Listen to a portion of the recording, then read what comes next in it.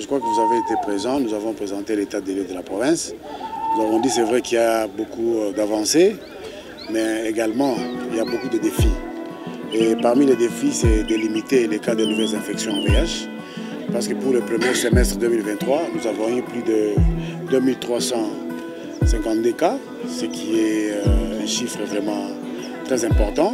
Mais le souci ici, c'est de voir aujourd'hui tous les partenaires réunis avec nous pour célébrer cette 35e journée mondiale de la journée de lutte contre le sida. Une occasion pour nous de redynamiser encore tous les partenaires et de mobiliser encore une fois pour qu'ensemble nous puissions cette fois-ci encore une fois nous engager pour que dans les années à venir nous soyons en mesure d'apporter encore des solutions par rapport aux défis qui sont les nôtres. Et parmi les défis, comme nous l'avons dit, il y a un problème de mobilisation des ressources. Et nous avons profité de l'opportunité qui nous a été offerte aujourd'hui pour non seulement demander à l'autorité provinciale de nous accompagner encore davantage, mais aussi de demander aux partenaires techniques et financiers de nous appuyer pour que nous puissions encore une fois mettre nos communautés au centre de la lutte. Il n'y a qu'à mettre ces communautés au centre et avec leur appropriation que nous pouvons ensemble espérer des résultats à haut impact.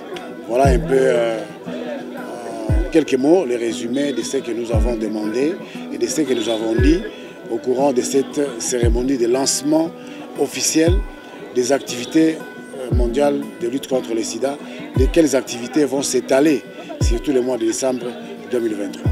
Oui, la prise en charge, voilà pourquoi nous demandons à nos compatriotes de se faire dépister, parce que la prise en charge en termes de médicaments et autres intrants est assurée.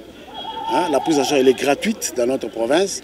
Voilà pourquoi tout au long de cette journée, donc tous les mois de décembre, nous allons faire des activités de dépistage de masse pour que les gens se fassent dépister et ceux qui seront malheureusement atteints du virus pourront bénéficier d'une prise en charge.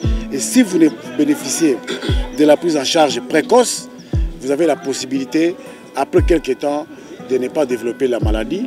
Et quand on ne développe pas la maladie, on vit normalement, on peut faire toutes ces activités et on peut contribuer même au développement de ces pays et pourquoi pas de sa famille en particulier. Bon, le taux de prévalence, il est stable. Pour le moment, nous sommes à 1,9% pour la population générale, ce qui n'est pas négligé, mais ce n'est pas alarmant aussi. Mais ici, l'idée n'est pas des chiffres. Parce que si vous vous fiez aux chiffres, nous risquons de baisser les bras et dire mais 1,9 c'est quoi? Mais l'important c'est de dire nous avons encore de nouvelles infections en VIH, nous avons beaucoup de personnes qu'il faut mettre sous ARV, nous avons des personnes vivant avec les VIH qui sont encore victimes de pratiques stigmatisantes et discriminatoires, ce qui freine encore la réponse provinciale. Voilà pourquoi nous lançons un appel pour que les efforts soient encore une fois conjugués, pour que tous ensemble nous puissions, chacun avec sa technicité, chacun avec son apport, chacun avec son soutien, c'est sûr et certain que nous pouvons être au rendez-vous de 2030.